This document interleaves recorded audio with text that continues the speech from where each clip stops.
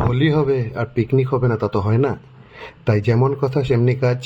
দুপুরেই ঠিক হয়ে গেল যে আজ হোলির দিন রাতে আমরা সবাই ফ্ল্যাটে সবাই মিলে পিকনিক করব। সেই মতো কাজও শুরু, বাজার হাট হয়ে গেল। সন্ধ্যে থেকে ফ্ল্যাটে সবাই নিচে, বয়স্করা আড্ডা দিচ্ছেন, কাকিমারা এবং বাকিরা গল্প করছেন, মজা করছেন। সবাই নিজেরা নিজের হাত লাগিয়ে কাজ শুরু হয়ে গেল। আমি ঘর থেকে জল নিয়ে গেলাম, জল নিয়ে নেমে দেখলাম ততক্ষণে রান্না শেষ। কাল অবশ্য অনেক রাত হয়েছিল, কিন্তু যে মজাটা, আমার আনন্দটা হলো সবাই মিলে, এই মজা আনন্দটা হয়তো পাওয়া যায় না। তারপরে সব ছোটরা প্রথমে খেতে বসলো, তার সাথে কাকু কাকিমারা, এবং তারপরে আমরা খেয়ে উঠলাম।